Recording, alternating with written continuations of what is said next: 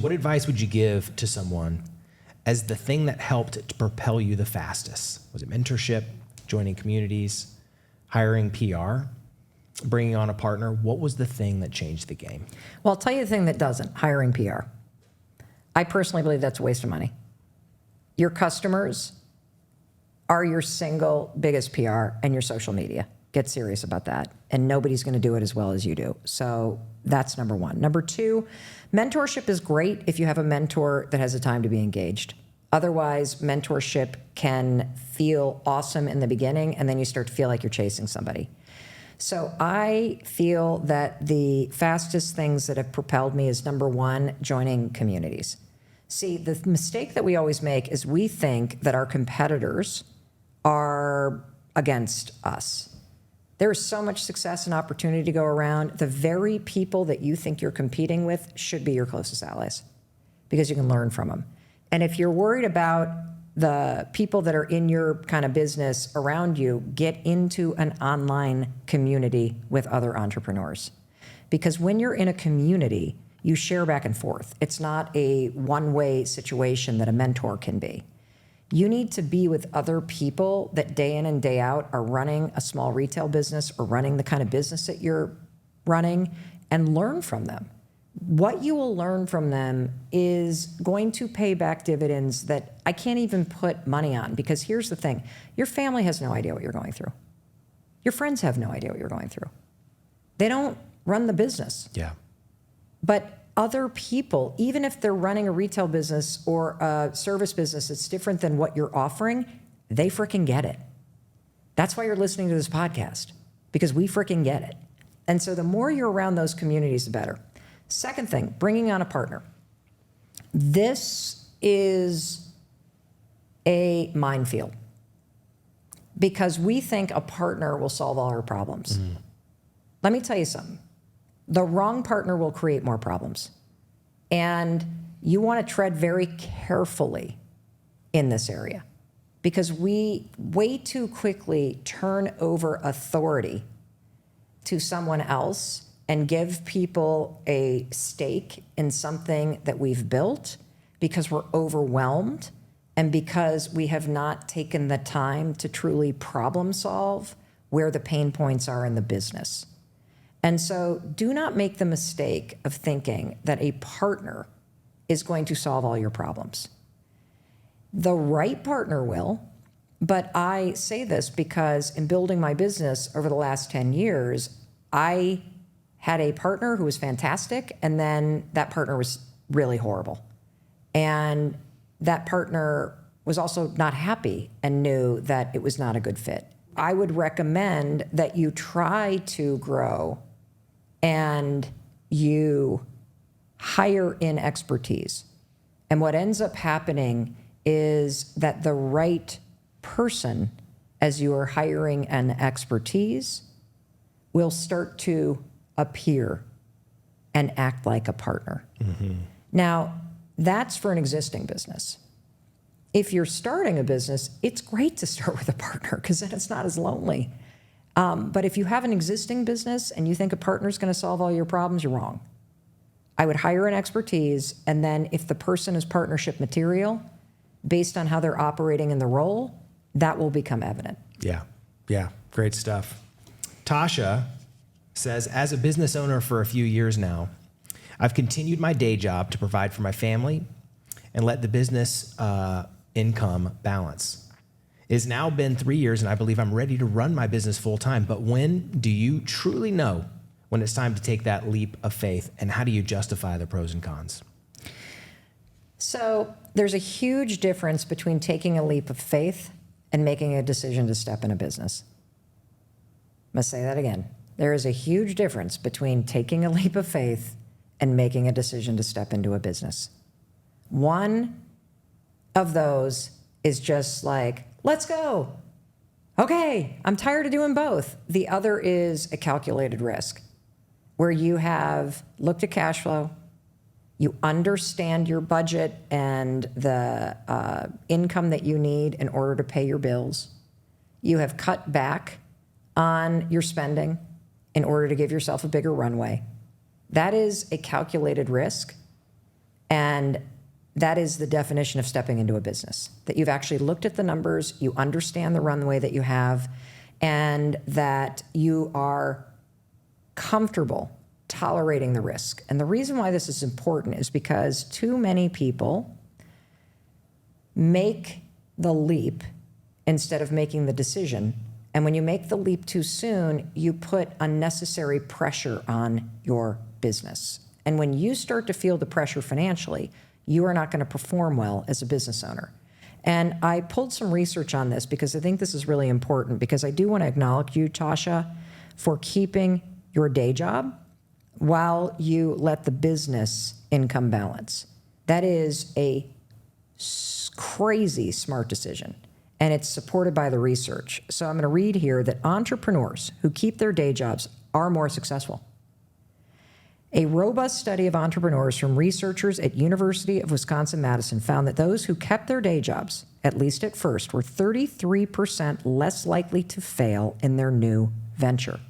Adam Grant, the youngest tenured professor at Wharton, University of Pennsylvania School of Business, put it this way: quitting your full-time job to start a company is like proposing marriage on the first date. The most durable businesses are typically started by people who play it safe. Don't go in all guns blazing. Start it off as a hobby and see if it takes off.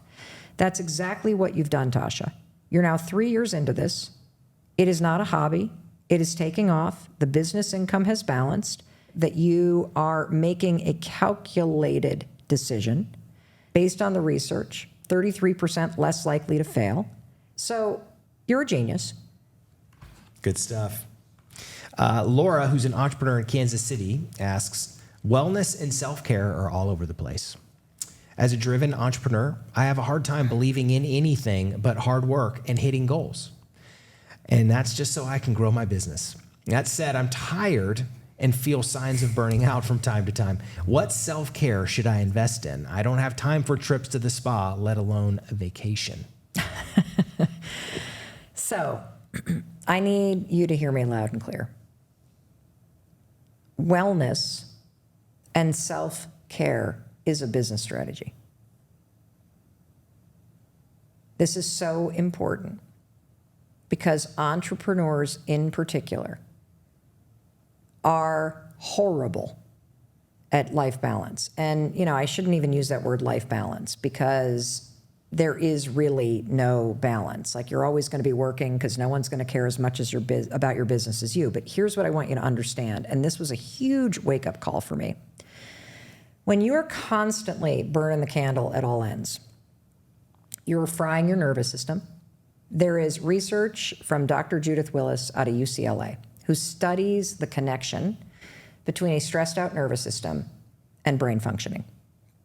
When your nervous system is on edge because you're working all the time and everything's important because nothing is, and you think busyness is success, and you think everything has to be done today, and you are up until the wee hours, and you have no life, and you are constantly thinking and constantly on your phone, you are not able to tap in to the full capacity of executive functioning. Your sympathetic nervous system, which is your fight, flee, freeze, overworking, entrepreneurial nervous system, impairs your prefrontal cortex. So your speed of processing, your working memory, your clarity, your ability to engage in strategic thinking and decision-making, impaired. And I'm on a mission to get every entrepreneur and small business owner to understand that your nervous system regulation, meaning being able to have moments where you can take a breath, where you can drop into your body, where you're not on your phone. This isn't for wellness. This is so that your business is better. And it makes sense. Can you drive a car 24 hours a day? No, you'll fry the engine. You'll run out of gas. You're doing the same thing to yourself, and it is killing your business. And one of the things that I've done in the last 3 years is when I read this research from Dr. Judith Willis, it was, during the pandemic, and I realized I have since 2014 been sprinting and working 100-hour weeks and calling it success. And when I finally went, wait a minute, how could I possibly be the best I could be in this business if I never take a break? How could I possibly make good decisions if I'm running from this thing to this thing to this thing? How could I possibly innovate or be smarter about what I'm doing if I am always on my phone and always in the middle of a fire? The fact is, you can't. And so this is not about self-care.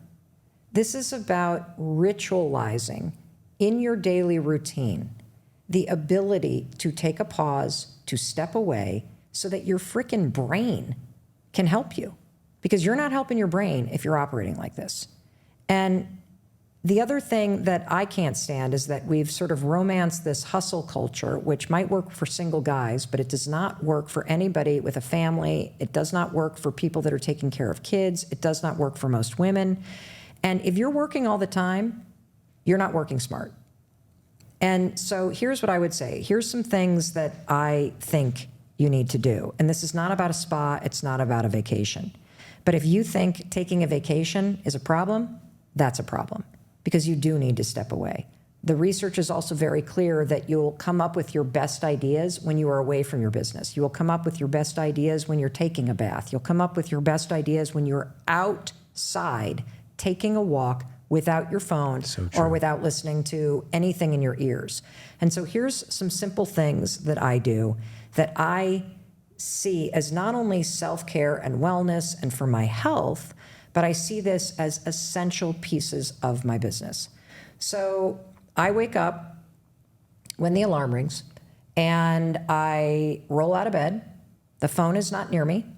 I do not look at my phone because this is zone 1 of the 5 zones of time.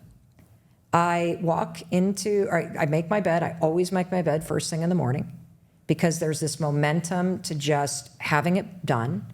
I walk into the bathroom. I have 16 ounces of water. I keep a mason jar right there and I just drink 16 ounces of water. I look in the mirror. I high-five myself into the day. And then I get outside and I take a minimum of a 10-minute walk. And here's the thing about the walk. I walk like I'm light. And if I remember to, I try to smile occasionally. Now, the reason why I'm taking this walk, I might have my phone in my fanny pack with my dog treats because I take my dog, and I literally walk down the driveway and walk back up. 10 minutes, walking like you're late. First of all, it'll add years on your life. Secondly, it's a way to boost your mood. Third, you are getting exposure to bright light, which resets your circadian rhythms, which will help you with sleep. Hugely important, okay? So 10 minutes, walk like you're late, outside, that's my walk. I haven't looked at my phone yet. Really, really, really important. Next thing, I sit down and I just have a notebook and I just kind of freeform dump my thoughts because I typically have all kinds of ideas that come while I'm outside. And also, you're not listening to anything. You're not on the phone. You're not listening to a podcast. You're not looking at social media when you're walking. You are letting all 5 senses come alive. There's always some kinds of ideas. I write down all my ideas, and then I pick the one thing that is my priority for the day. The one thing. That's it. That's it. Because I know that my whole day is going to go to responding to things, but there is one thing that I can inch forward, the progress principle. Make 15 minutes of progress, right? Then I always send a quick text or video message to a friend or family member. That's changed loneliness for me. It's made me really proactive about friendships, which has been a game changer. And then I grab my Hot 15. And when I grab my Hot 15 for me is 15 minutes making progress on something that matters. And then I'm allowed to look at email. And that's when zone 2 starts. And the only other variation on this is after my walk, if I do have time, that's when I'll get exercise in. Yeah. That's it. That's it. That right there is wellness. It's protecting my mind. And the other thing that has made a huge difference for me is prioritizing sleep. The more successful I get, the older I get, the earlier I go to bed. Because your sleep is not just about you resting. It is profoundly important for memory. It is profoundly important for your brain health. And it literally makes me better at the work that I do. And it sure as hell makes me more money. So you will make more money when you start to take your brain health and breaks from work and being smarter about time on and time off way more seriously. I need you to hear me loud and clear. I personally think being a female entrepreneur is one of the most amazing things you could do for your kids. To every mom and dad out there, don't you want your kids to live a life where they pursue something meaningful to them? There's a huge difference between taking a leap of faith and making a decision to step in a business.